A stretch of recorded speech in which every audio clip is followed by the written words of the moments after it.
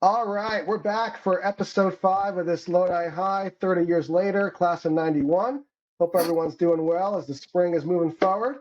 And for episode 5, I have the honor of having my paisano, one of my longest running friends here, Rosario Guttilla. Roy, say hi to the gang.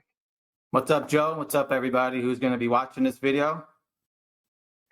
Yeah, in many ways, you would have been the leadoff hitter for us if it weren't for tax season when I got this thing going. You survive another crazy spring or what? Yeah, survived another tax season. Work a ton of hours every night, 7 days a week for three and a half months. And then after that, we go back to somewhat normal. For us, it's like 50 hours a week is normal after tax season. Yeah. So yeah, I got when you reached out initially, I said, listen, it's tax season. Put me off till later on. I'd love to do it. I always like talking to you, getting together with you. It's great. So I think we are. the idea that you're doing here. So yeah. Well, yeah, we'll actually get back to the whole accounting world and what you're running with your brother a little bit later on, as far as when you knew you were going to go down that road. So we'll get back to that topic. But as I've been doing since episode 2 here, I like taking a little trip down memory lane with some pictures from yearbooks and whatever else. So I know. I saw a couple of the other people's videos, and I can't wait to see these pictures that you're pulling up. I don't know where you're getting these from. Well, and thanks in advance for contributing some of your own. So let's go ahead and see if I've learned a little bit from our last session with Maria and get some of the screen sharing going. Look at this. We're going way back here, Roy. Tell us what was going on. What is going on? I don't know. I got some kind of weird outfit that my mother put me in. I don't know where I am. Well, I got to think we have like some old school metal, perhaps rusting, slide poles going on behind you there. Unless it's kabootsa that your dad was growing. I don't think I'm in. Am I in a swing? Am I in a swing there? That's what I'm trying to figure out. Well, whether you got like ladder bars going on behind you or whatever. Who knows? I don't know. Yeah. It's a typical outfit that my mom would put me in. Yeah. I don't know where I am. I don't know. Yeah. Hey, growing up in a similar old school Italian family, I know the drill. The struggle is real, big guy. Yeah. So let's move on to first grade here. First grade. Wow. Yeah. So some familiar faces, some not so familiar, to be honest. And I know I did this with Vinny a couple episodes back. And I got to say, I recognize almost everyone, but there are a couple that I can't quite nail down. So do you remember this? Do you remember this guy in the end, Sonny? Oh, Sonny, he was something else. What happened to that guy? Yeah, Well, he didn't last very long with us, if I recall, right? No, I don't know. He moved away. Wow, look at the pictures. So you got Jennifer next to her, celebrating a birthday, by the way. So happy birthday, Jen! If you're going to be watching this. Yes, she grew up around the corner from me, and so we carpool every once in a while. And I always remember her May 14th as her birthday for whatever reason. So happy birthday, Jen. Happy birthday. The girl next to her. There you go. The girl next to her. Any recollection? Nope. I can't remember either. She must have been in the funny plan. Yeah, then moving on to Jocelyn. She's still down the street from me, Garibaldi. Yeah. So you're doing the school board actually in Lodi. So is she? I'd love to hear about that. Yeah. Then Jen Galbo. Hey, Jen. Yeah. Mrs. Lintner, who's actually made an appearance on Facebook. So I've actually been sending her the videos whenever we have some fellow classmates from Washington School in the house. Maria Cangelosi, God rest her soul. She passed a couple years ago from cancer. Yeah. So. Rest in peace, Maria. Marilia next to her. Yeah. Rocking the fellow Italian roots there. I could tell. What's that? That's an Italian, old school Italian dress. Your mother. Yeah, she's ready to go to her communion or a confirmation right afterwards. Communion dress right there, yeah. Tracy Hook. I'm sure she's rocking the same hairstyle these days. A little helmet action going on. Interesting with your look here. If you'll notice, you're kind of looking to your left, and a couple others, Jocelyn, Sal, Yeah. Tina. I'm trying to figure out who's trying to get your attention to your left there. Who knows I don't what's know. going on? And obviously, I'm right behind you. Can't Yeah. think of the person to my right there. Any idea? I Nope. can't remember either who that is. Cool. Joe. Mike What's that? Kubler? You know, I don't know. it's either him or the guy next to Vinny here, between Vinny and Sal. Oh, yeah. Right? I think that's Kubler, if I remember right. No, I don't know And back to Joe Serpenetto, working the music man around the corner from me, and speaking around the corner, Pino Augusta. Yeah. The one next to him, to his right, I likewise can't remember. Any idea? Nope. Yeah. And Ray Narica. No. Well, Ray and Sal are neighbors, so funny they should be neighbors here in the picture. Yeah. And Kubler and Vinny rocking his howdy doody looks there. Hugo. Yeah, I remember him. I'm trying to remember when he left our crew, whether he went through sixth grade or what. I don't remember. And then Mr. DeMolo here, which that's one of the things I could have went back into the boxes and find those puppets. If you remember our little puppet show, the Say No to Drugs gig, You remember that? Wow, your memory. Oh my gosh! Well, it got so many accolades that we were asked to come back during one of the PTA nights, right, and do it for parents. That's right. Yeah, you got to get the artistic stuff going eventually sometime. I remember that. All right, so off to Van Saun Park, I'm guessing. Am I right about that? I would guess it's got to be the right. I'm thinking either Van Saun Park or the Land of Make Believe. Didn't we do that for one of our trips? Probably. Right. Probably. That rings a bell, but yeah, that was a good one that you uncovered. Going along with this guy as well, representing the Cosmos. Yeah, I like that. Yeah. And then Donnie's next to you. And the person next to Donnie, I can't quite remember. I can't quite figure out who that is. That's my brother next to me. Is it your brother? I think. Oh my gosh, you're right. That's a good call because he looks like a little bit like Donnie Storsey, no? A little bit. Who's the guy next to him? The guy next to him is I think his name was Pete. I think he was my brother's friend. Oh, one of your brother's buddies. Yeah, I don't know where we are there.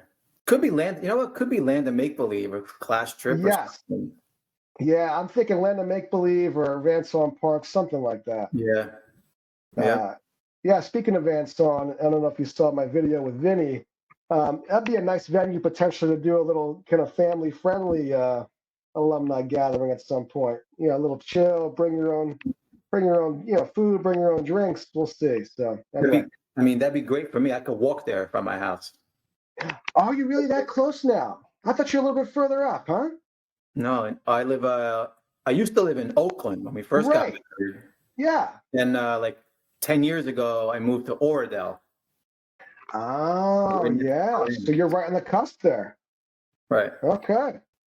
Right. Hey, to be walking distance to Van Saun, that's not a bad little gig with the kids, huh?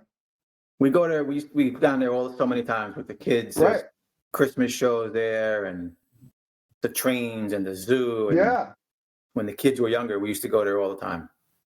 Sure, something for everyone.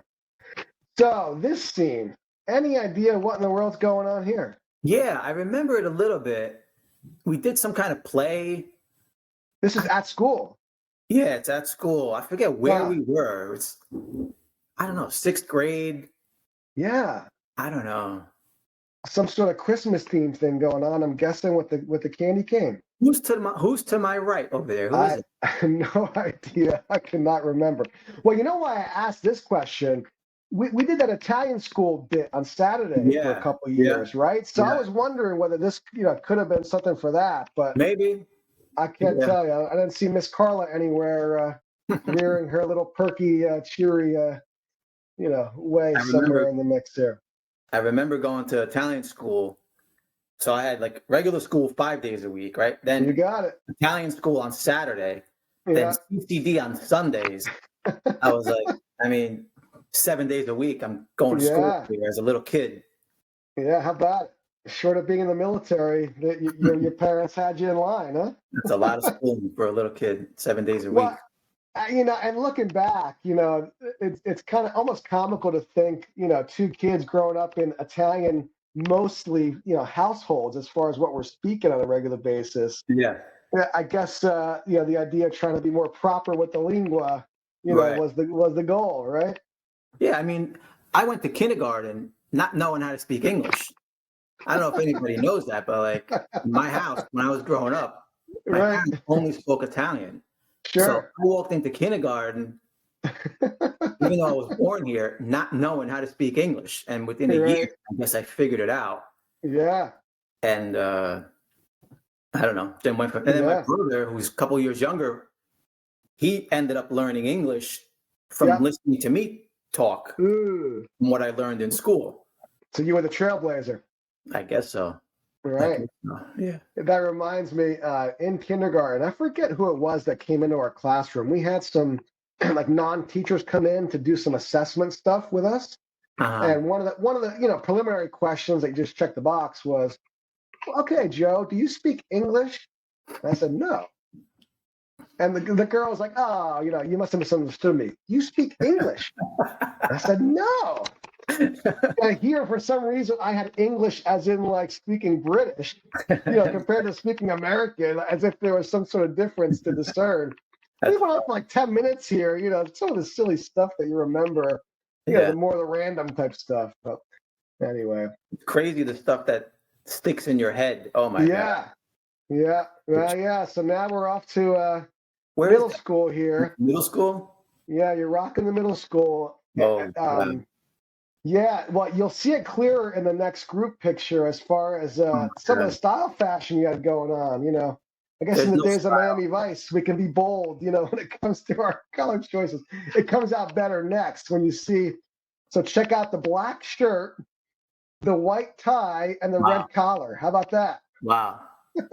That's not style. That's I don't know what that is. That's a mess. I don't know. Well, when you got Dom and Jerry around you, who knows? Maybe they had some ulterior motives with So where I you're got trying a to black shirt on with a red collar and a white tie. go figure. I don't know. Meanwhile, I had like the bright white suit with this blue tie. I mean, it was like, what in the world? But Wow. the bigger fish to fry, I guess. Yeah. So check this out from the yearbook. Some of your words of wisdom to your buddy here. What is that? Pointex. Pointex. I'm guessing it's some sort of like, some academic nerdy sort of nickname. I'm guessing somehow I picked up in middle school. Oh my God, that's funny. Hope you have a good year in high school. Oh, this is the middle school. Okay. This is from you to me. Get me ready to go off to high school. Oh, wow. Stupid. Stupid, silly. Yeah. Man. Some of the stuff we do. Ah, here we go. Now we got some good memories going. So look at that. Remember where this was? Of course. What's the name of the hotel? The good old Paradise Inn. Paradise Inn in Wildwood Crest. You got it. Yeah, that's like, I don't know, 20, 30 years ago. More, 35 years. Yeah. I'm trying to remember, if we're talking, I'm guessing middle school, right? Probably, something around there, right? And I'm trying to remember, so it was several years in a row, right? Yeah.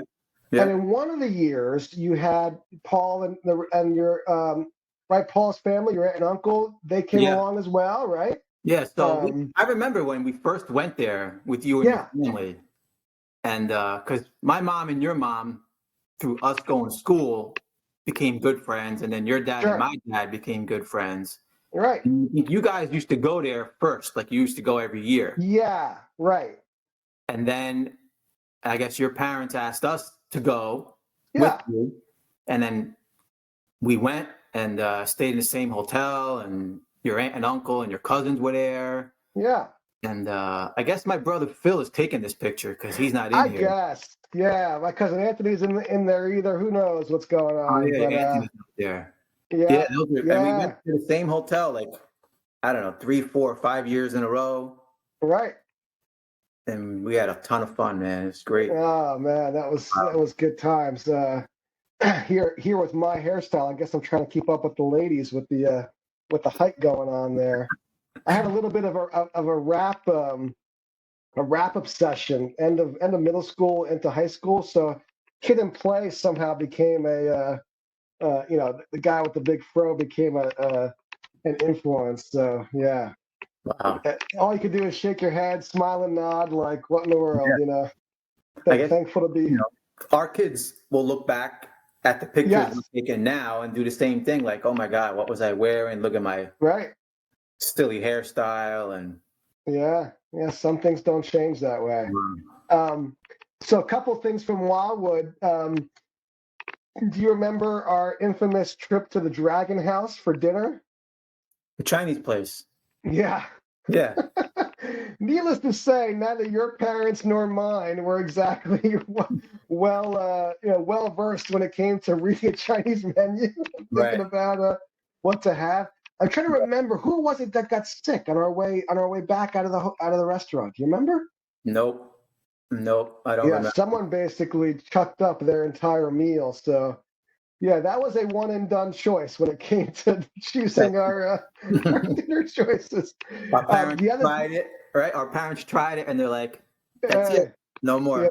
right. They were at least good sports to try to expand the Italian cuisine.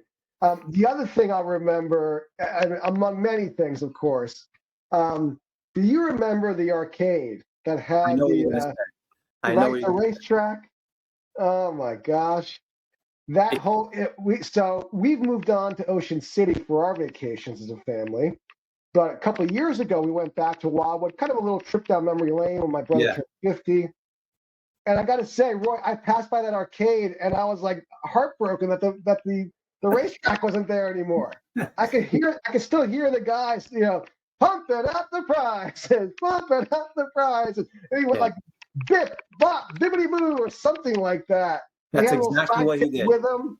I mean, it was a spectacle, that thing. But I got to say, talk about drawing noses to the place. I mean, they were screaming people in and out of that place.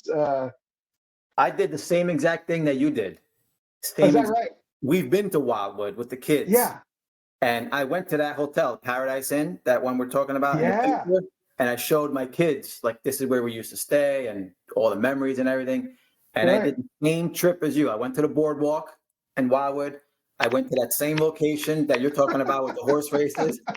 And I knew there was no chance the guy was going to be there, All right? 'Cause right. he's probably 100 years old by now. Sure. But for some reason, I'm like, I hope this guy is here saying the same thing. And Right. he's not. But exactly the phrases that you said are etched in my mind Right. forever. It was such a Yeah. spectacle to watch that guy draw in the crowd Yeah. and have them play the horse races. It was like the guy was really good. He was He was a machine really for good on the sure. board. Yeah. Ah, good times. Good times. All right. So let's move on to high school then. Yeah, careful with the cringe there. I think I couldn't put more hair gel in my hair. I think I used the whole bottle that day.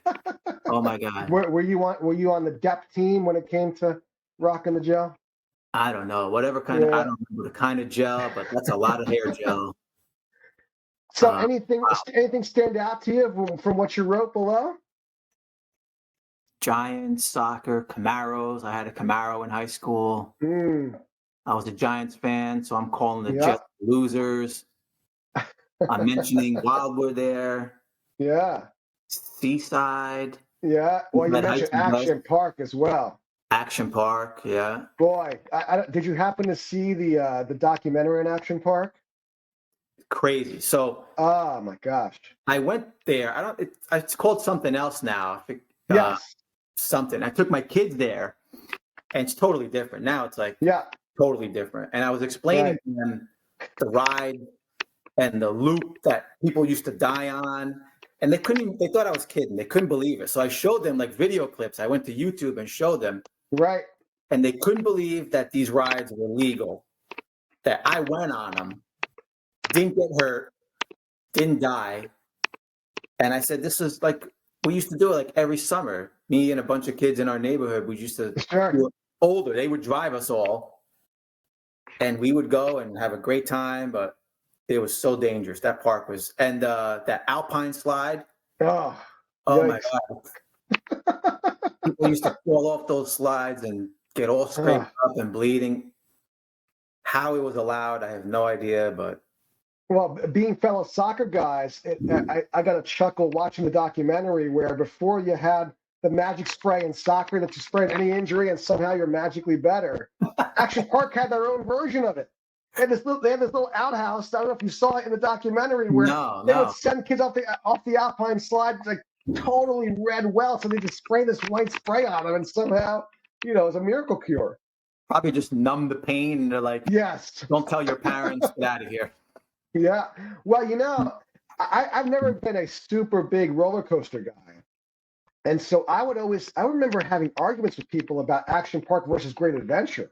Mm-hmm. And I'm like, hey, you drive half the distance, but you get like double the thrill and adrenaline rush when it came to the big swings and like you said, the loop and all. I mean, something for everyone, but not for the faint of heart, that's for sure. I don't know what that says after Action Park. Joanne? Yeah. Kate, no idea. Vince? You're doing some algebra going on over here. Join, I don't know. I want to say it's something like somebody jumped the fence. Ooh. I don't know. Who knows? But no, I don't know. And then the last phrase, word to your mother. What the? Well, yeah, I'm guessing you're doing a little vanilla ice there, right? I guess. I would think, you're tapping into vanilla ice. So look at that. So Jen DeRusso pops up again. Yeah, rocking the class eyes, huh? I guess so. Class eyes, yeah. Yeah, so not too bad. I mean, we started kindergarten with her, right? Jen DeRusso, yeah, all the way up through high school. Yeah. Right. Oh, that reminds me actually. So I noticed in some of the other class pictures in Washington, you drop off at like third grade. We broke up into two different groups. Yeah. And I got to say, if I remember right, your group was clearly the more rowdy of the two. You remember that? I do.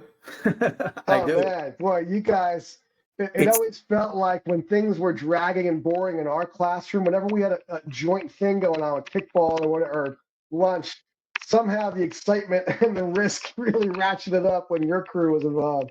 I don't know what happened to me in third grade, but I don't know if you remember the report cards we used to get, like U for unsatisfactory, right? S for satisfactory, and then behavior. They would grade our behavior.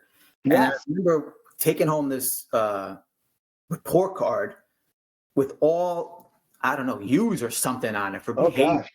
So I took it home, and my parents were like shocked that it was my report card for behavior. But I remember mortified. I mean, I think Marty Ekmetchian was in that class. It was I think Marty and Enzo were. Enzo. Yeah. I mean, just those two alone, but it was more than that. It was a lot of fun. A lot of fun. I can imagine. I haven't seen Jen DeRusso in a long time. Yeah, she's not a regular on Facebook, so I think we'll have to have either her sister Stephanie or Melissa or Janae, one of the others, try to rope her in here.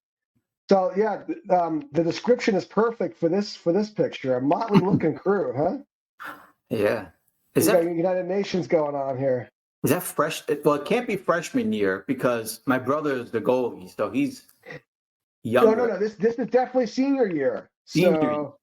Yeah. Okay. So Well, apparently your brother was the only one worthy of having a real ball, whereas you and me are carrying these old school plastic balls, apparently. Yeah, wow. Well, needless to say, we didn't actually tear up the league so much that we drew nearly the attention the football team did. But hey, not that year. Nope. Right. When you underachieve the way we did, it is what it is, Yeah. You actually make mention of that coming up in a sec here. But there you are, and your co-captain regalia there. Wow. Yeah, I got to say, certainly from one teammate to another through the years, you were a rock back there. So much so that you went up to varsity as early as starting your sophomore year, if I remember right. Yeah. Or they'd rope you in. Yeah. I remember my funnest year was freshman year. We Huh. had so much fun. You were there and Joe Scaturo playing soccer. My funnest year in high school was Yeah. freshman year. Yeah, the How most fun. about that? The Yeah. most, like, Well, so much fun. it probably helped that Manny Dominguez decided to play right before he Freddie stopped Dominguez. playing, right? Freddie. Freddie, right. Right. Freddie. Freddie stopped playing though, right after Yeah. his freshman year, if I remember Yeah. right. Yeah. And because it was, as a freshman, there was no pressure. It's like, it's not varsity. Right. I just remember having such a good time. And then sophomore year, I got moved up to varsity, and then Right. everybody expects you to do better, don't make a mistake. Sure. There's more pressure to win. Right. It was fun, but I don't know. Yeah. Well, and I'd imagine, so you were the anchor as the sweeper, right, in the back line for most of our teams. But I'd imagine when you moved up, they probably moved you around a little bit, right, on the outside, I would guess. Yeah, they put me in a different position, still on defense. Yeah. Because sophomore year, I remember we did pretty good in varsity. I don't remember exactly. Yes.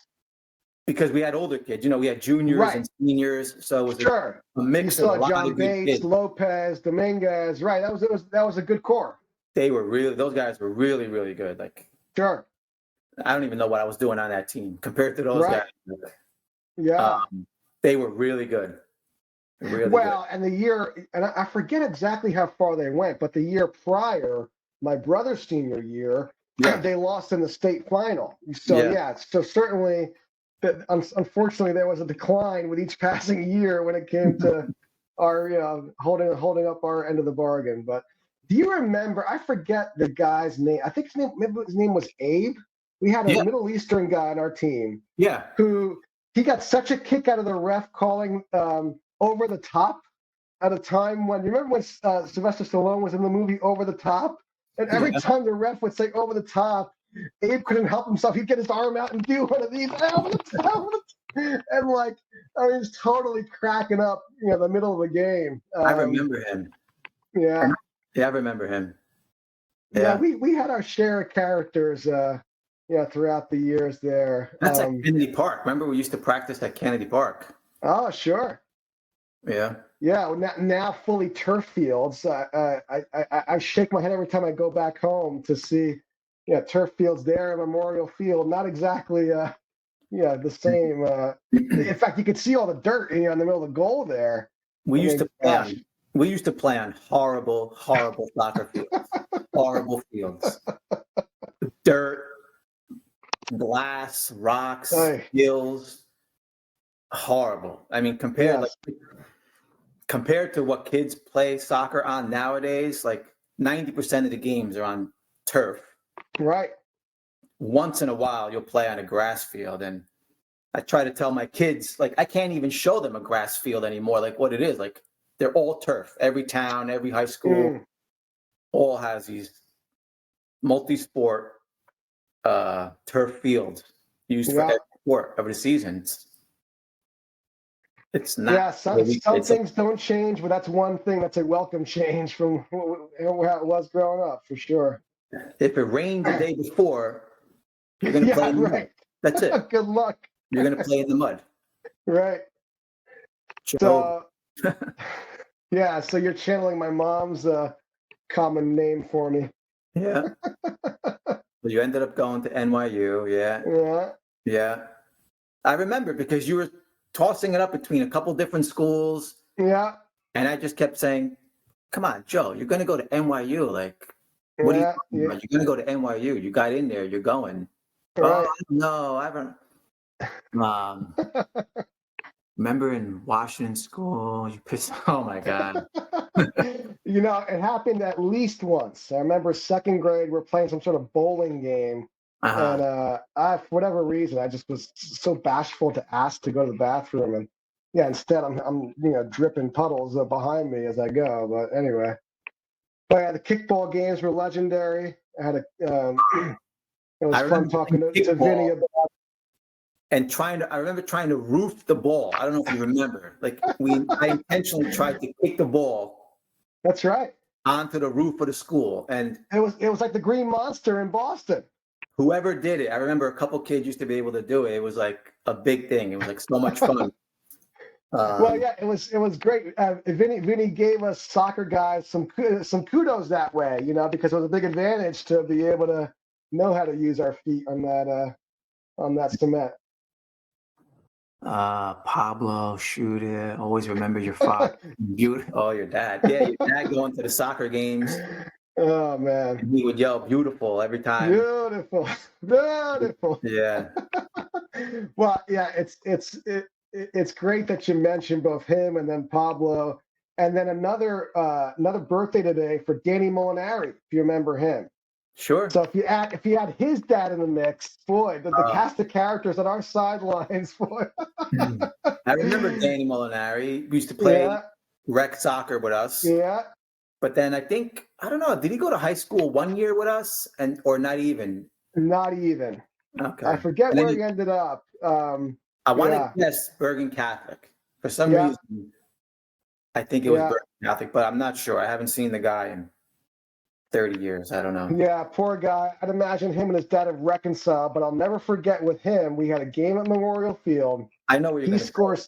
You know what I'm going to say? I know what you're going to say. He scores 2 goals in a game, but we tied 2-2. But he missed a couple of crossbars or whatever. So coming off the field, here we're like, oh, Danny, thanks for saving our bacon and getting a tie. Yeah. Meanwhile, his dad's got the cane ready to go. Settle for nothing less than, bringing your A game every time. That's one of those memories that is etched in my mind, how his dad was upset that he couldn't score 3 goals to get the win, 2 goals to get the tie. And even as a little kid, I remember thinking, that's not good. Like, what's happening over there is not good. I remember that stuck in my mind. Yeah. That shouldn't be happening. Hey, that's good. If you tuck that away as a source of wisdom and restraint, in your role now, that's a good thing. And yeah, and I'm sure he and his dad have since mended bridges well and have moved on. And he's thriving. So and then a little reference to Kennedy Park for some basketball too, huh? Oh yeah, in the summer times or during the year after school, just go to Kennedy Park and whoever was there, divide up, make some teams, play basketball for hours. It's great. Yeah, I got to say, I'm really surprised. I don't know if you've seen it since. There's no longer any hoops there. They made that into a turf field as well and have small soccer goals, which looks great. But it's like you got a whole turf field behind you. I don't know why they needed to do that. But, and with where, Lodi's gone diversity-wise and all, I would think that, basketball would be a draw in addition to soccer, when it comes to what folks are into. But you know what? It's what you just said. I've seen other towns take down basketball courts. They take the rim out. Yeah. Really? I've seen it in Garfield. Like my mom lives in Garfield. Right. By Century Park. Yeah. And I don't know exactly why, but they took the rims down. Yeah. I don't know if they liked it. All kinds of different people coming in, playing basketball till late hours of the night. Right. They would take the rims down. Yeah.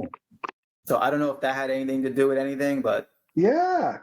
Yeah. Interesting trend. Who knows? Mm-hmm. All right. So here we're running the fullback crew back without Jason Tansky here. Do you know what the occasion was? I want to say my college graduation. Oh, that could be. Okay. I don't know, because we're at a restaurant. There's food there.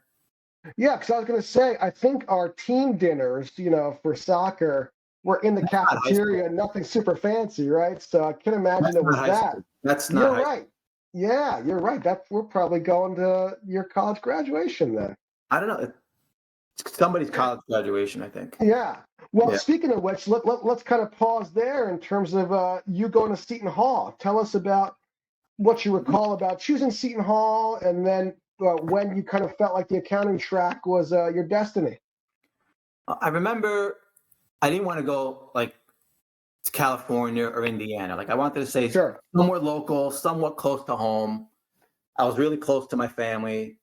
So I applied to a bunch of local schools, got into some, didn't get into others. And then, I don't know, Seton Hall was close enough where I could commute if I needed to commute. I could live there if I wanted to live there. Had a lot of good different programs because I wasn't sure what I wanted to do when choosing to go to Seton Hall. So they were good in a lot of different degrees.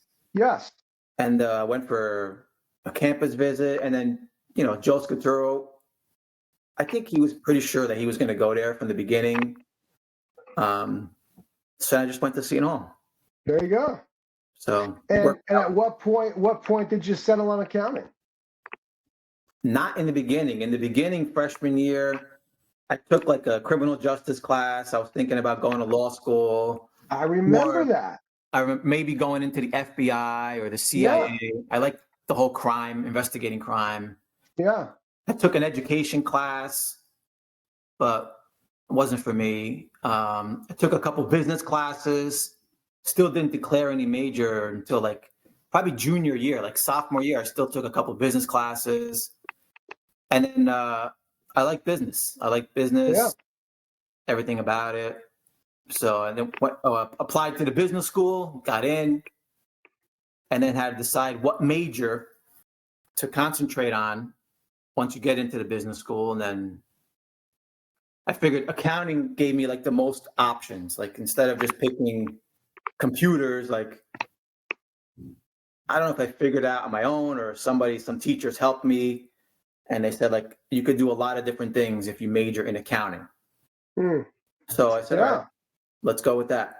Well, I'll tell you, you've always been the pragmatic type. So I'm not surprised at all to hear that logic of how that unfolds because, having a junior right now in high school, it's fascinating to kind of think about just how much the stakes have been raised considering where the price of schooling has gone in terms of, feeling pressure to, be able to have a little bit more direction sooner rather than later.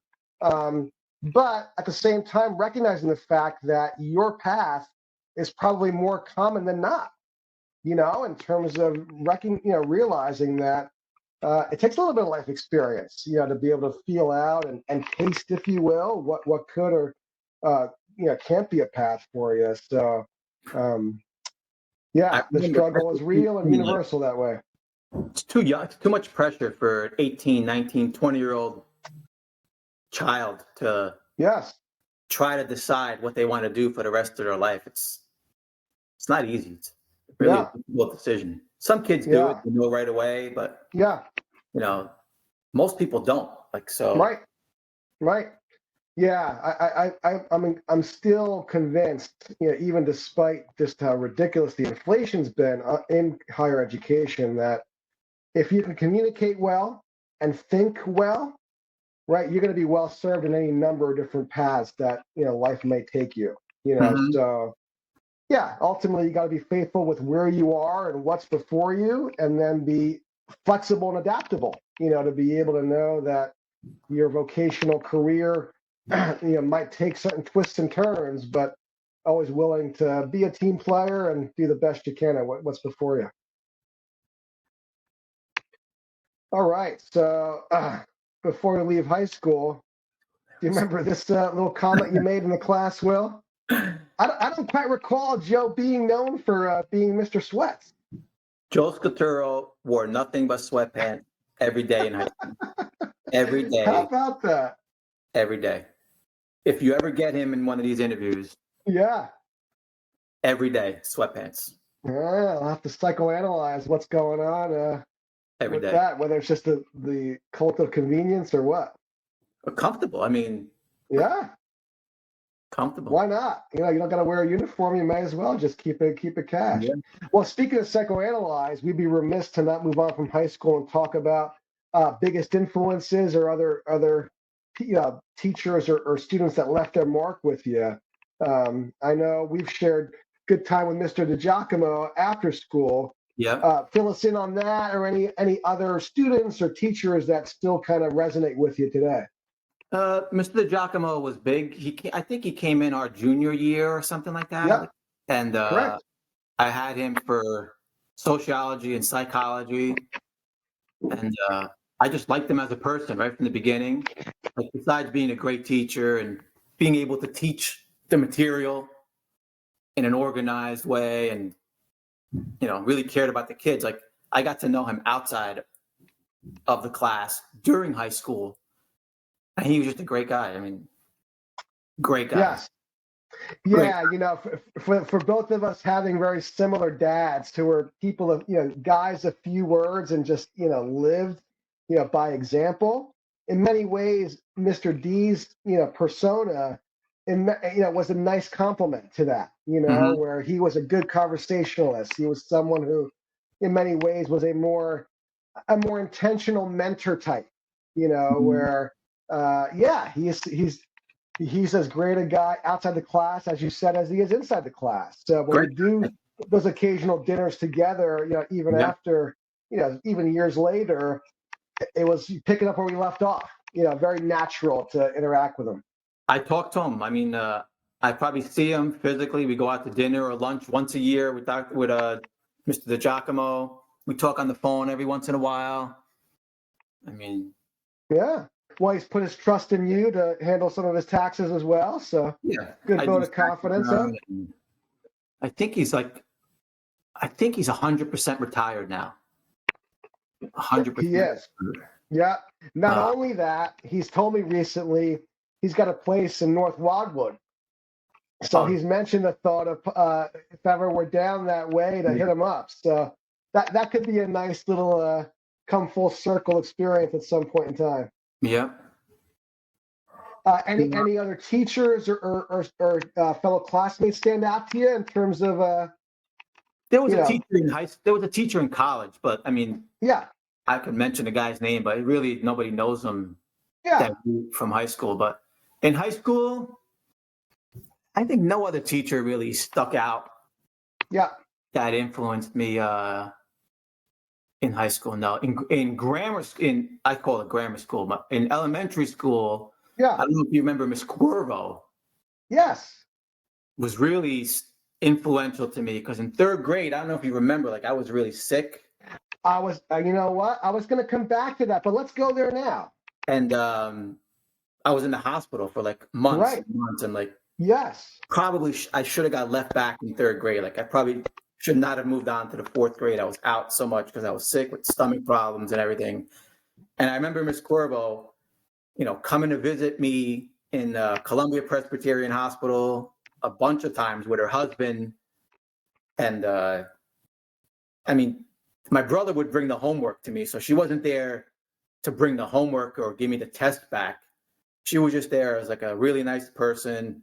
Oh, that's wonderful. Checking up on one of her students to see how they were in the hospital. And it stuck out in my mind then when I was in third grade, and I'll never forget it. Like, I don't know how many teachers would do that. Go visit a kid in the middle of Manhattan. Not once. Wow. Like a lot of times. Roy, wow, Roy, I did not know that part of the story. That's tremendous. Yeah. Really nice lady. Yeah. Well, so while we're there, let's kind of go further. So in terms of your celiacs, give us kind of a synopsis of what the experience was like at that third grade time, as well as compared to where you are now. So it started when I was a kid, when I was born, that when I went to solid foods, that I just got really, really sick. My stomach was really bad, and my parents took me all over, because at that time we lived in the Bronx, New York. That's where I was born, and that's where we grew up until I was like 5 years old. So they took me to all these doctors, hospitals all over New York, everywhere, specialists, to try to figure out what was wrong with me, and nobody could figure it out until finally one doctor said, go to Columbia Presbyterian, meet with this one doctor. If she can't figure it out, nobody's going to figure it out. So they brought me to Columbia Presbyterian. I met with this doctor.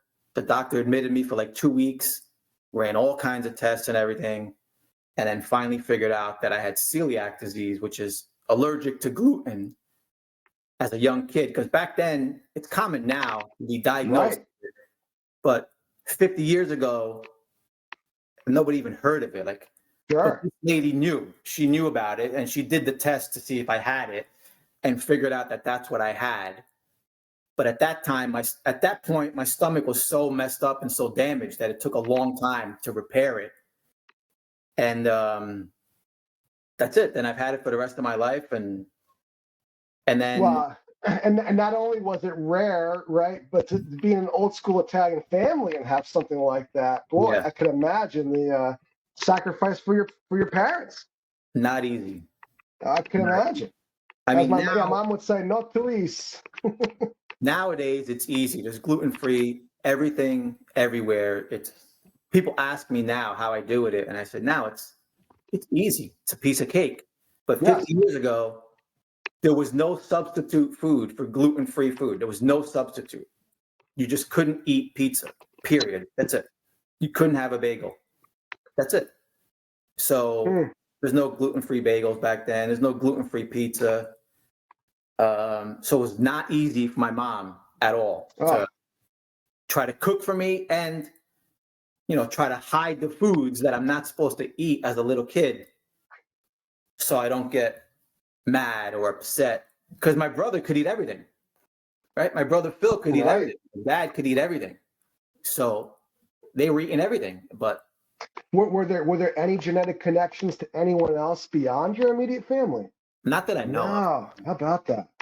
I mean, who knows? I mean, I don't know. My great-grandfather had it. Right. I don't know. Right. My kids have it. My kids got it. Fine. Yeah, boy, that's kudos to your mom there to be able to navigate that. That's easier said than done. Yep.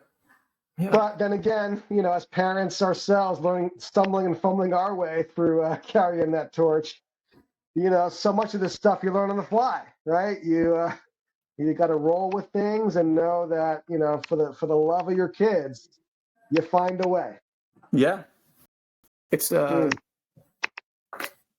tells you how to be a parent in the beginning, right? You could role model from your parents, see how they did it, and you just go together with your wife and try to figure it out. You figure it out. That's right. Amen to that.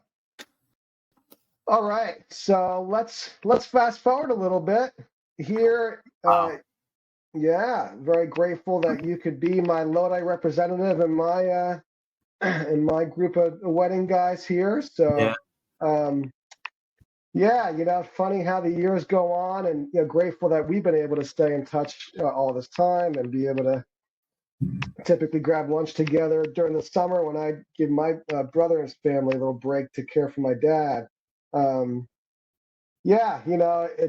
It's fascinating. As you said, life comes, these life transitions happen, and you kind of figure it out as you go, in terms of what's next. But thank you for carrying the Lodi torch with class when it comes to representing all the way back.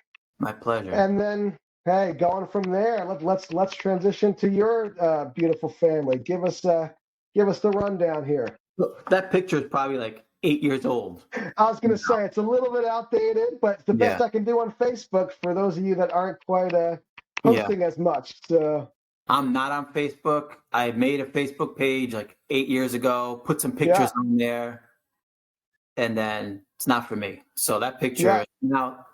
So my daughter on the left, Alessia, she is 13 years old now. Okay. Woo.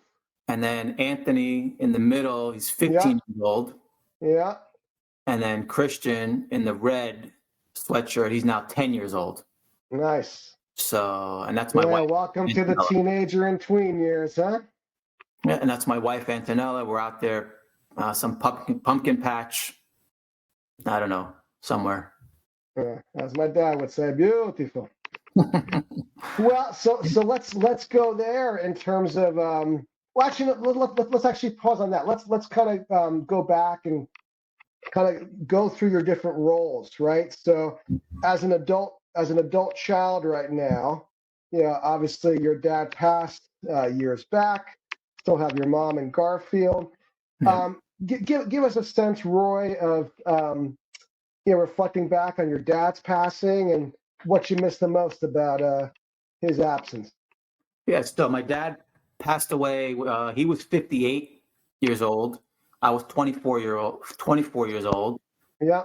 I was living at home in Garfield because we had moved from Lodi to Garfield my junior year in high school, but we just continued to go to Lodi High School. Nobody was really checking back then, and nobody really cared. Right. Well, we were living in Garfield, and then Yep. my dad just had a brain aneurysm one day, and actually, I'm the one that found him in the backyard when I came home from work, and then that's it. I mean, he went to Hackensack Hospital.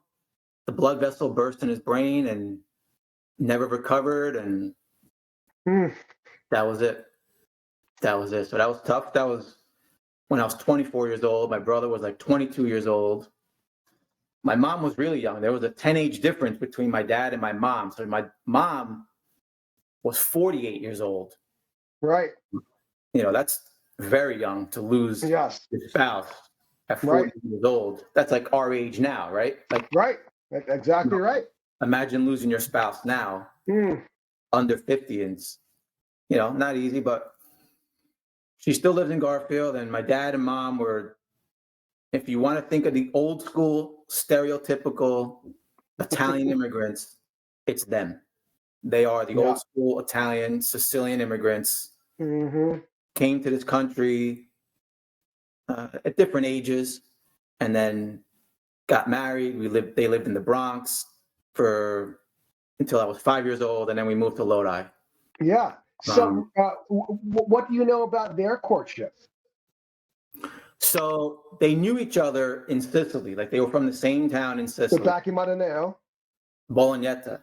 Bolognetta, yes. Bolognetta. I knew it was one of those two right around the corner from where we are in Godrano. Yep. Yeah. So then my mom's entire family waited a long time to come here. Like, they did the paperwork when my mom was really young, and it took like years and years and years, but they finally got approval to come here.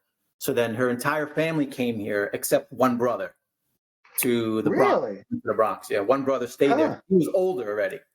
Because it took so long for them to do the paperwork that her oldest brother got a job. He was a police officer in Italy. More established. Yeah, maybe he was married at the time. I don't know. So he didn't want to come to America.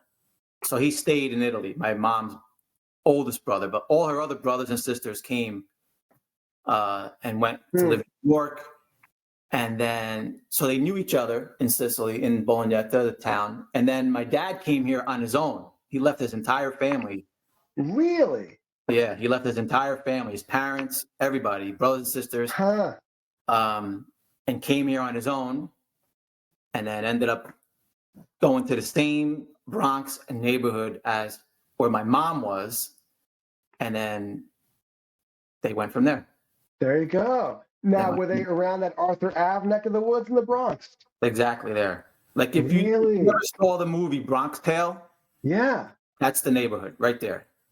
That church that's in the movie, that's the church that I was baptized in. Look at that. That main road that Robert De Niro's driving the bus up and down every day, I lived right off of that road. And I went there a couple years back. I've always wanted to go back and show I've been back just to look at the neighborhood to see how it changed and everything. But I've always wanted to show my kids there. So we went one day to the Bronx Zoo. Because the Bronx Zoo, we could walk to the Bronx Zoo. Very close. Right. And we went to the Bronx Zoo, and I'm like, okay, after this, I want to stop by and show you the building, high-rise building where I grew up in. My kids were like shocked. They were like, they couldn't believe that that's where I used to live, that's where their grandparents used to live, that it was a totally different neighborhood than where my kids live now. It's like, it's the Bronx. It's right. Bronx. Still, that's right. New Jersey. So Right. How about that? Mm. yeah, it's tough to. Yeah. It's, I was thinking about it because I watched Vinny's video Yeah. the other day, and he lost his dad also. That's And right. I've always thought, like, I don't know, it's always hard to lose anybody, right? But I don't know which way is harder. Like, if it's a sudden death, if that's harder to do, or if somebody comes up with an illness and then they have 1, 2, 3, 5 years continued of living. I don't know which way is harder. It's Yeah, I think that's a great question, Roy. It's a matter of when, not if, for every one of us, yeah, right? On the one hand, but yes, on the other hand, yeah, are you more prepared emotionally, to grapple with the reality of that coming over time slowly versus, like you said, the sudden nature of it. yeah. Um, yeah, and I don't know that there's an easy answer to what that is. If I had to guess, I would. If you had to choose, it would probably be to get an illness and then live for a couple years, because everyone has their chance to say what they want to say and do what they want Yes, to do. And right. if there's any Yes, arguments or disagreements, you could try to amend everything. yes, Where if something happens all of a sudden, that's right. it. You're done. Yes, So yes. I think you're right. I think there's value in thinking that way. That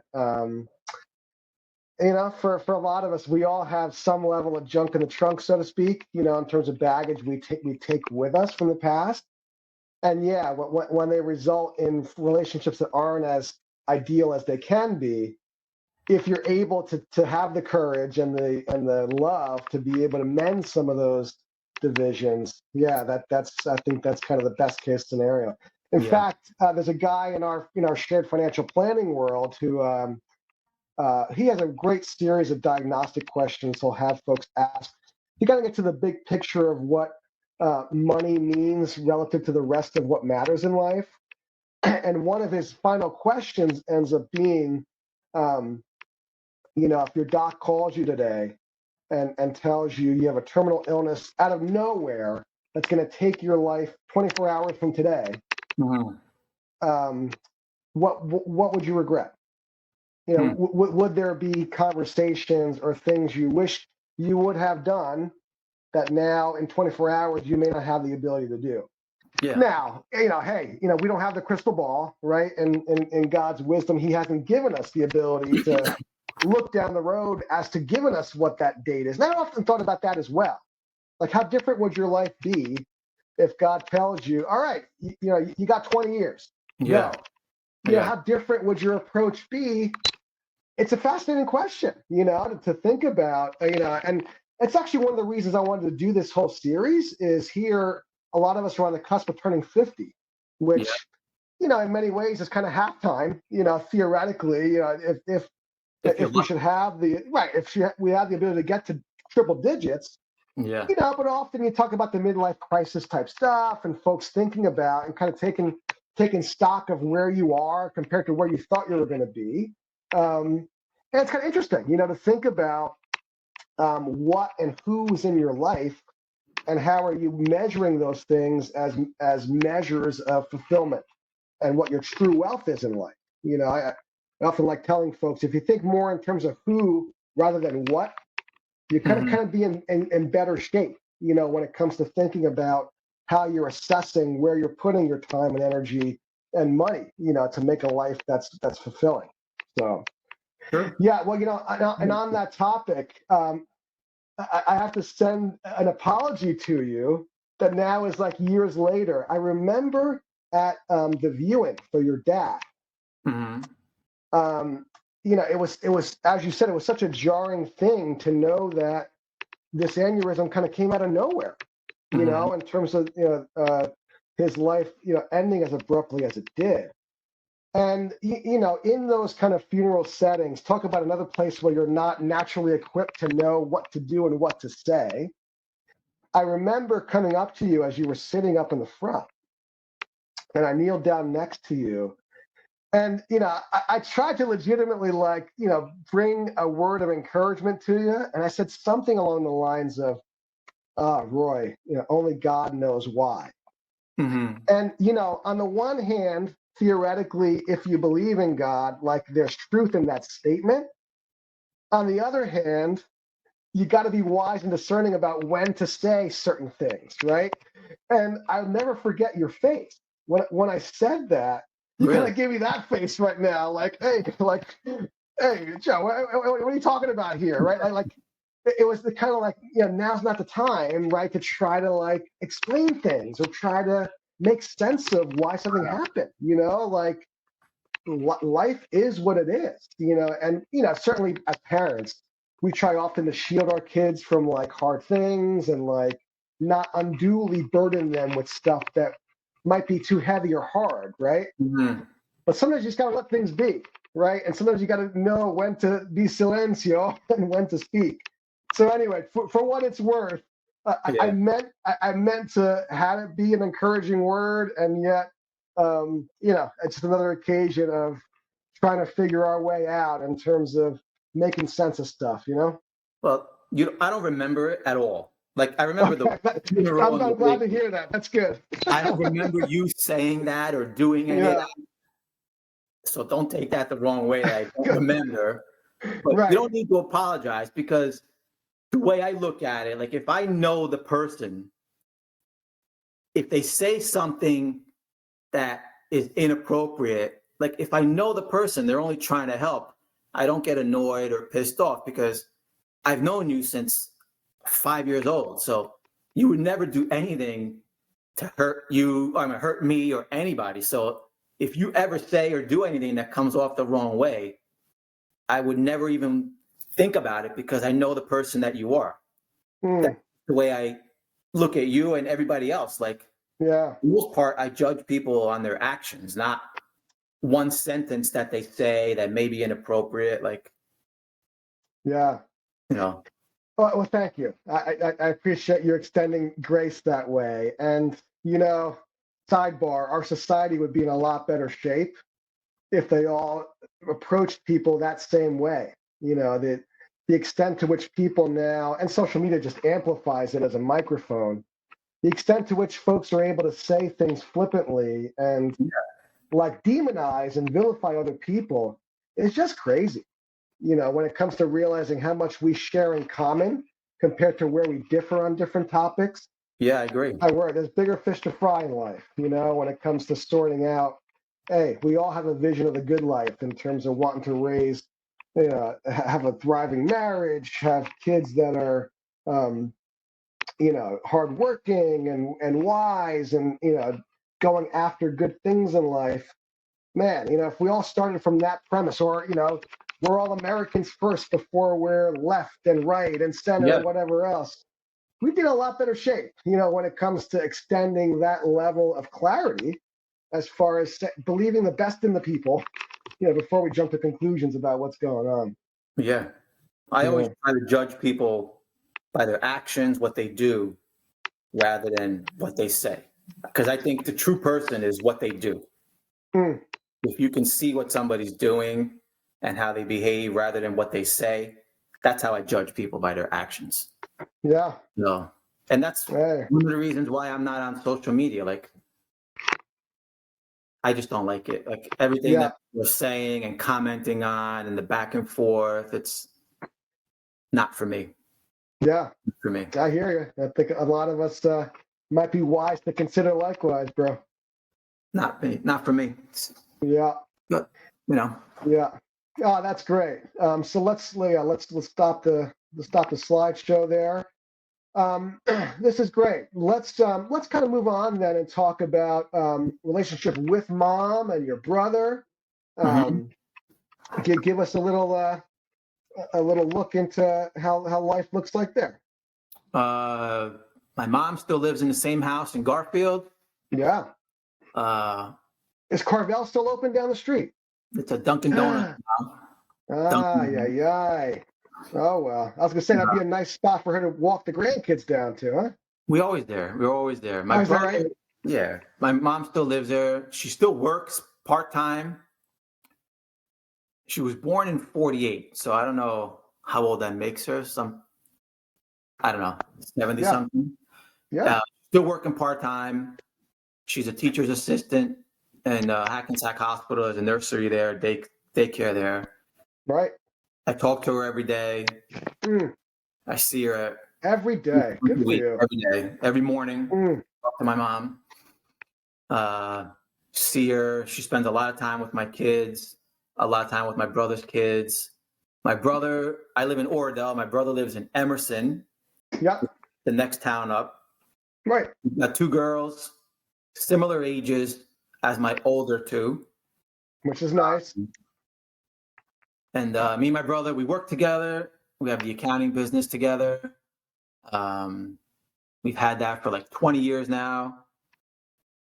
And we're close. I mean, we were best friends our whole lives. We had the same group of friends, me and my brother, played on the same soccer teams. Very close. Very close. So, I was curious. Well, two things. Talking to your mom every day, you're raising a high bar there, big guy. Does that tend to go both ways as far as one of you initiating, or is it always you or always her? Well, we're in a routine now. Every morning when I drive to work, I call her. Oh, there it is. How about that? So, I'm driving to work every day, so I just call her. It's easy for me. Nice. Hey, those kind of habits. That's discipline equals freedom, as the wise person once said. Nobody's making me do it, right? So yeah, that's wonderful. And in terms of your relationship with your brother as business partners compared to being brothers, give us kind of the highs and lows of how that's evolved. I mean, in general, it's great. We've been working together for 20 years. Started the business together. We disagree. It's normal to disagree on things. You can't agree on everything 100% all the time, but we go out of our way not to have a big problem, because through all the clients that we have, all the business clients that we see, like, we've learned a lot from them on how it could cause a big problem. Usually it's financial decisions, money, that cause problems, and they split up partnerships and they split up families, or two brothers working together, or two sisters working together. And when they're in business together, it could mess up the relationship for business, and it goes home and it messes up the whole family. So we both go out of our way not to let that happen. So far so good. It's 20 years. We've been doing it 20 years, and we work together with Moscatoro every day. He works with us, and then we have a few other employees that work with us, and so far so good. Yeah.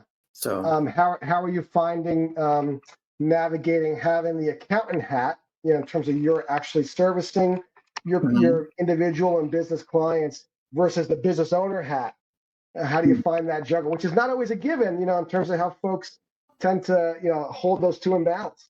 Yeah, that's a good question. Well, in the beginning, when it first started, I was working full time. That's how we started this business. Like, I was working full time out of school at a couple different accounting firms, and I knew that I wanted to have my own business. So I started to get clients for myself on the side, and I would do them at night. I would work on them on the weekends while still working full time and studying for the CPA exam, because I knew that I wanted to go out on my own. So I didn't just want to quit my job, have no money coming in, and then we'll try to get clients. I didn't want to do that. So I took the conservative approach, which is, I don't know, maybe the harder way. Work more hours, got clients for myself on the side, did them at night, on the weekends, for maybe 8 years, from 22 to 30, until I had enough where I could quit my job, have enough money coming in to replace my salary. And then a year after that, my brother quit his job. And then that's it. And then it was, there you are. And we went from there. So and your spot in the Boulevard in Hasbrook Heights, how long you been there now? So when we first started, we rented a small office on Main Street in Lodi. In Lodi, right. From DeChara Funeral Home now. Right. Where Pegasus used to be, right? right next to it. It's the apartment. Remember those apartments? Oh, that always used to get flooded? yes, not the same building. Yes, right. So we rented that front office, a one-room office, for like, I don't know, a year or two.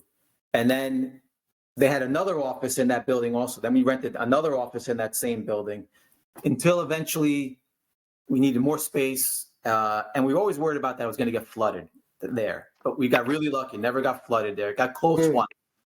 Yeah, And that's not a given on that part of Main Street. We got lucky. One time it got really close. So then we looked to move, and then we wanted to stay in the area. So then we ended up buying a building in Hasbrook Heights on the boulevard, and then moved our office there. And then we've been there ever since. Nice. We've been we've been open for 20 years, and probably in Hasbrook Heights like 17, 18 years. How have you found the business to be different today versus when you started? Everything is electronic now. Yep. Everything is electronic. Right. Everything scanned, emailed, e-filed. There's still paper files. I don't think you can get away from it. Well, I know you got some of the old school business owners, right, as part of your mix as well. So definitely helping them navigate that, I'm sure, has some interesting challenges, right? We have all different clients. We have clients that can't operate a computer, and then we have clients that do everything on a computer. So it's totally different. So we do both. Yeah. Yeah. Let's talk family life, right? And then kind of bring it home with kind of thinking about what the next 50 years, God willing, will bring for you. On the cusp of 50. Yeah, that's right. We're gonna talk in faith here, bro. So family life. Tell us the story of how you and Antonella met, and then give us a sense of how your marriage has evolved with parenting. So we met through a friend of mine. His cousin was friends with my wife now. Yeah. We met. That's how we met. We started dating. We dated. We didn't meet until I was older. I think I was maybe 27 years old or something like that. Yeah. Dated for a couple of years, was engaged for 1 year, and then got married when I was 30. Yeah. And I remember proposing to her. And then I also said, by the way, I'm going to quit my job and start my own business. Which probably should have waited like a week. Ooh, look at you. So trailblazer. He was fine with it. I mean, the timing probably could have been a little better. Probably should have waited a few months. Right. So, remind me where she grew up. She grew up locally. In Saddlebrook. Okay. I can't remember if it was Elmwood Park. Yeah. Okay. She went to Catholic schools in Saddlebrook. Or she went to that Lodi, the one in Lodi for high school. The one on Immaculate. Immaculate, is that? Yeah. Immaculate went there for high school. She went somewhere else for Catholic high school. I mean, Catholic elementary school. I forget where. So we got married. We rented an apartment in the beginning. Then we bought a house in Oakland, New Jersey. Yeah. And the plan there was we were only going to be there like 2 or 3 years because ideally I wanted to stay in this part of Bergen County where I am now, like Paramus, Oradell, but couldn't afford any of the houses. Way too expensive when we were looking. Right. So went out a little bit further, and the plan was, okay, we'll be here 2 years, 3 years. That plan didn't work out. We had my first son there, and we had a second child there. And I'm like, okay, let's move. Oh no, let's have another kid. I don't want to move when I'm pregnant. Let's wait till we have this one. So we ended up staying there like 10 years in a 2-bedroom house in Oakland. Right. A great town. I mean, nice town, great neighbors. Was the pool Pleasureland, that whole setup still there? Does that ring a bell? I don't think so. There was a lake there. Yeah. That we joined. Oh yes, right. I think they shut that down because there was some kind of crime or something there, like some kind of murder or something, like shooting. Oh, there. I vaguely remember that. A long time ago, but the lake was there, and so then we moved from Oakland. So then I always wanted to come back to this area. I like this section of Bergen County. So then we moved to Oradell, and we've been here for maybe 9-10 years now. Nice. I like it. She likes it. My kids like it. They got friends here. They like it. It's great. So when you think about marriage and parenting life with what you guys have had compared to what you guys had growing up, compare and contrast for me, any different expectations or places where you totally are channeling your parents versus where you're doing things differently? Great question. Again, my parents were the old school, typical Italian immigrants. So in one way, they were very strict. You had to be home at a certain time.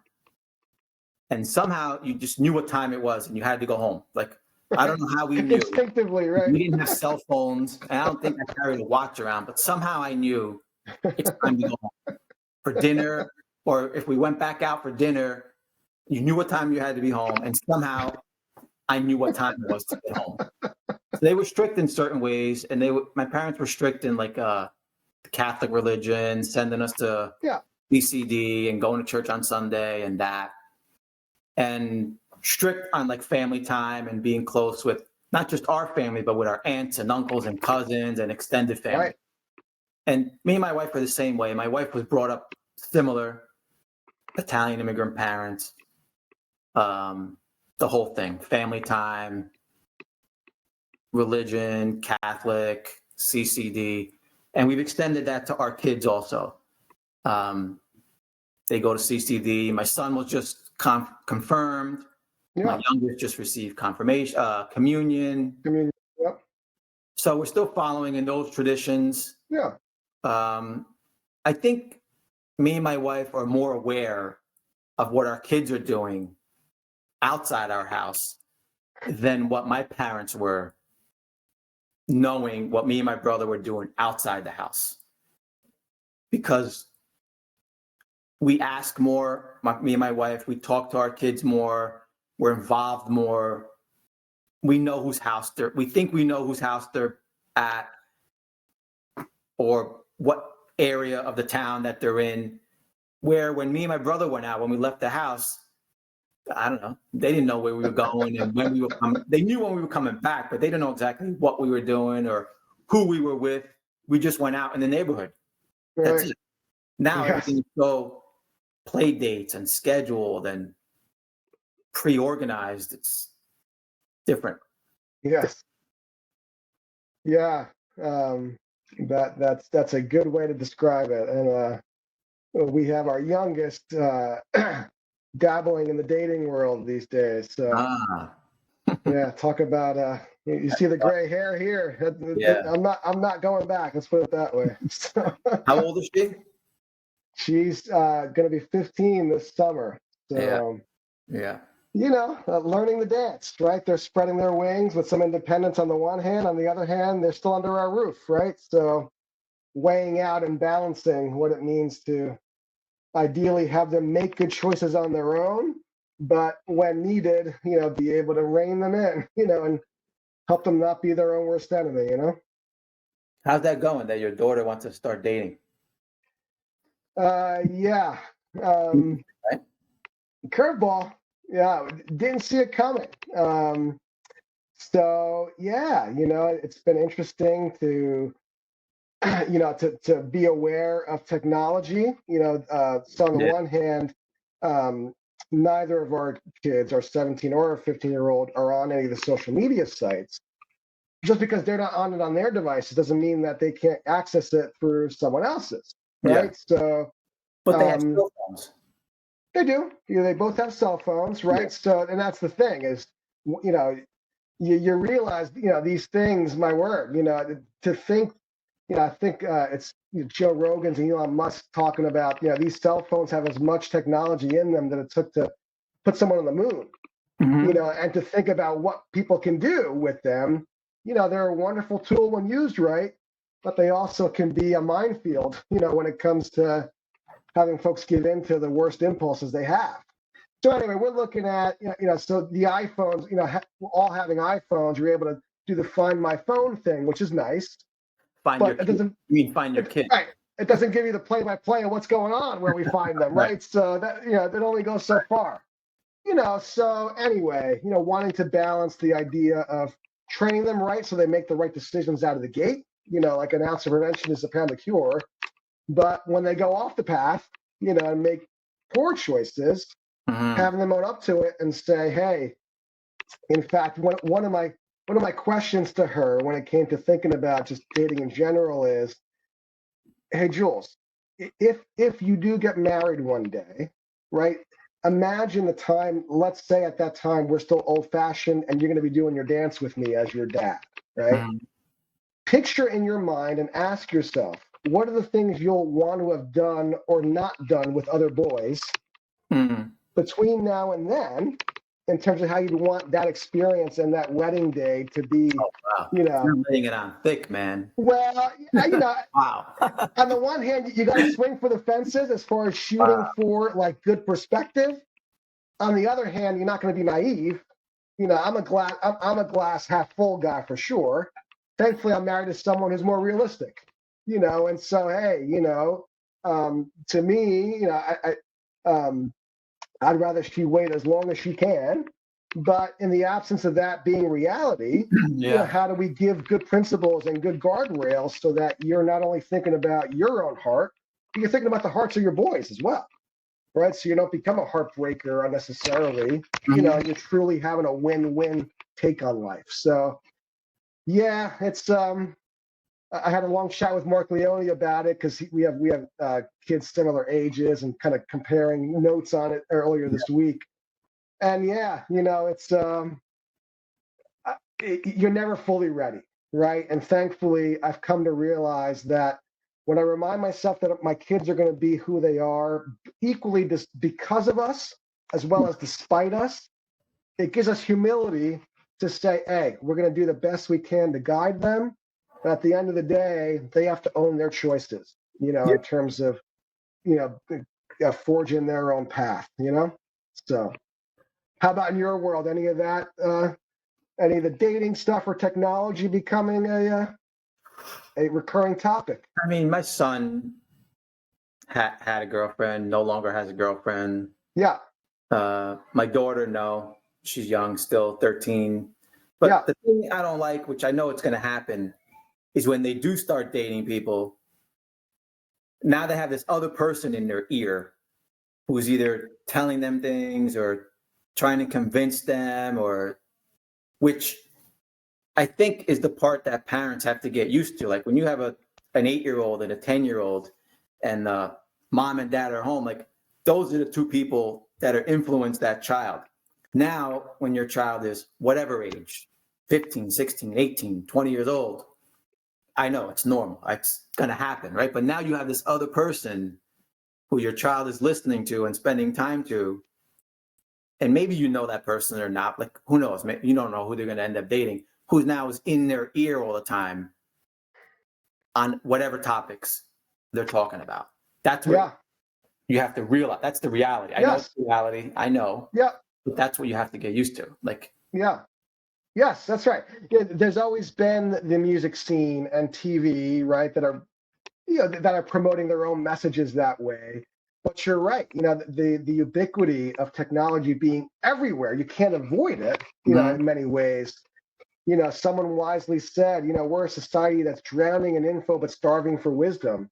And so, having a clear sense of who are the voices that are most valuable to me and have my best interests most in mind, that's part of a constant reminder process to tell our kids, hey, we love you. We have your best interest in mind.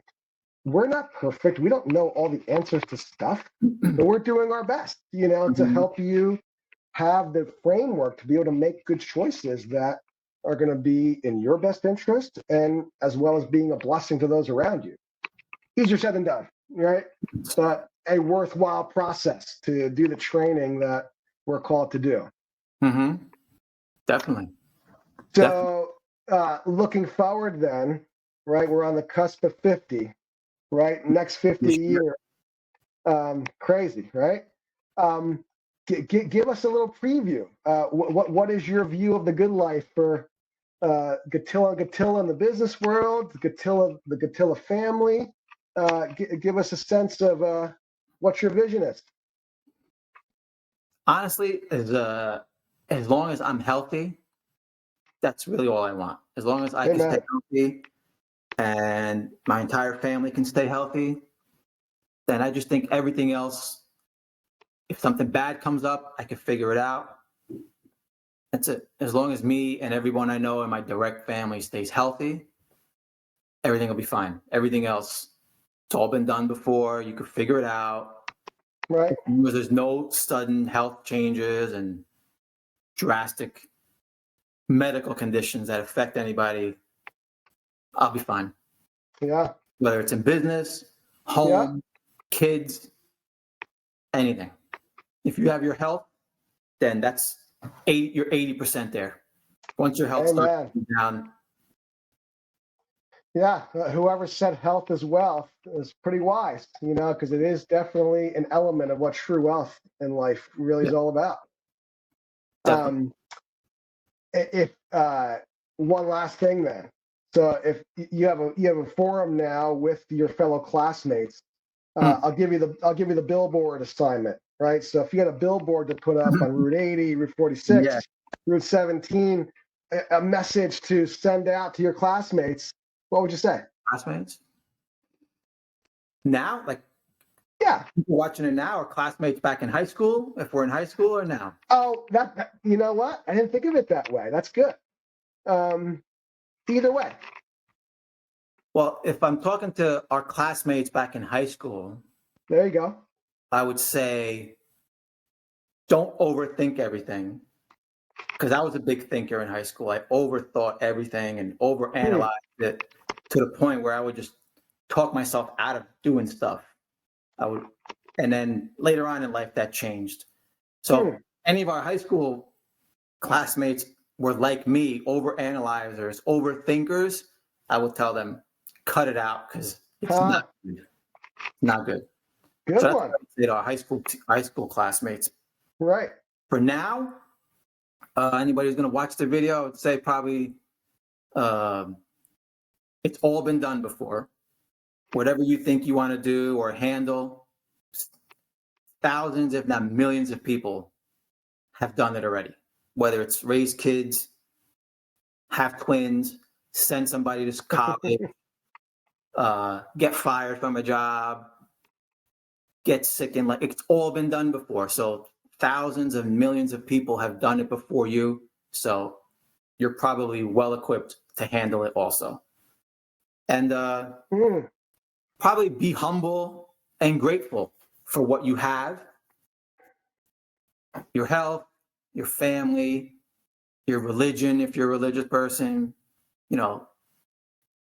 be grateful and happy with what you have, because as bad as you think you may have it, it's probably not as bad. If you compare it to other people in the world or other people outside your little cocoon where you live, you should be humble and grateful for what you have. Very. Whew, man. Right, drop the mic, big guy. That was fantastic. So, Roy, this was great.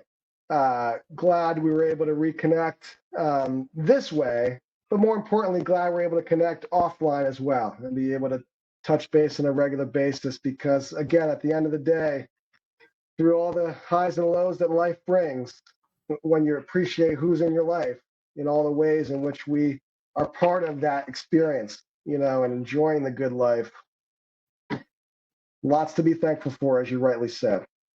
I forgot, and I didn't give the full shot of Lodi Rec Soccer here to give a shout out to our roots.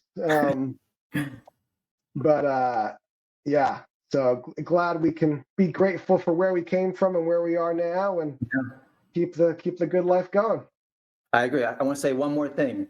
It's great that you're doing this. It's a good idea. I hope more people do it and get involved. But to you personally, I want to thank you because I've known you since like 5 years old in kindergarten. We've been friends forever. And you're a great person, great friend, never would do anything to hurt anybody, always had my back. We kept in contact forever.